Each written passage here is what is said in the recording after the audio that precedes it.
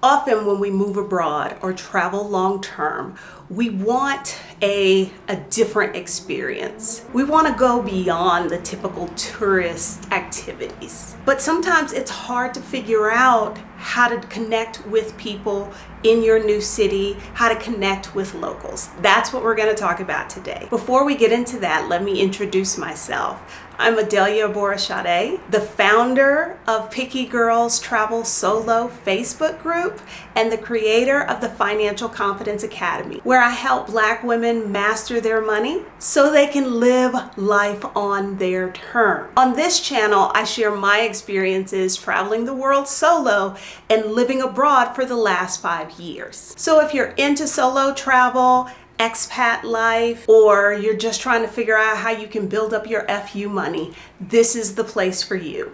Be sure to subscribe and turn on notifications so you'll be up to date for the next time I post a video. So you have made the jump. You are on that sabbatical. You have moved abroad. You are taking the trip that you've always dreamed of, but you're looking for ways to connect more authentically with locals in that location. I'm going to share some of the ways that I have been able to do that throughout my travels. The first one is using the website With Locals. The reason that I like With Locals is the name tells you from the jump. Here you can get personalized, private tour experiences with locals of that area serving as your guide. I mean, what better way is there to connect with someone locally? The guides on With Locals are all local experts.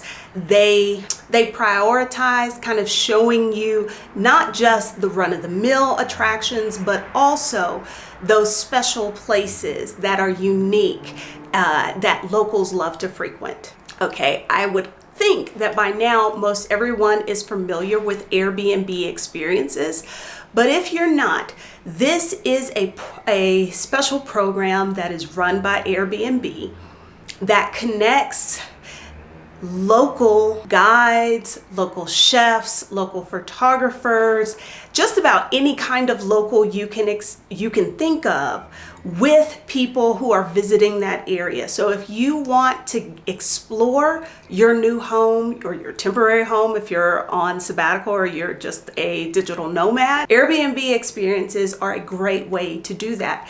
And one of the reasons I particularly like using Airbnb Experiences over more traditional tour companies is because I know that my money is going directly into the pocket of a local person. So I can have a direct and positive impact on the economy in my new home. I firmly believe the best way to get to know a new area is to walk. So why not take a walking tour? Now, one of the things that I suggest to anyone traveling anywhere is go to Google, put in free walking tour and the city that you're going to be visiting. But there is a website called guruwalk.com that kind of eliminates that step for you. Okay, so the idea behind Guru Walk is it takes away that extra layer of work for you. They've already pulled together the best providers of local pay what you feel, pay what you want walking tours. The guides are local. They are intimately familiar with the area. So these are always good people who can tell you, yes, you want to stay in this neighborhood. No, you don't want to stay in that neighborhood. Yes, this is the spot where locals go to eat. This is why I like doing these kinds of tours, and I love doing them with guides who are based locally. There is a similar site called freetours.com. Again, I like that they are connecting you with small tour providers that, you know, if you go to TripAdvisor, you may not be able to find. Or if you just did a Google search, you might not be able to find because they're smaller. Have you ever heard of couchsurfing.com? If you have, you're thinking, okay, Adelia, I'm not going to go sleep at some stranger's house.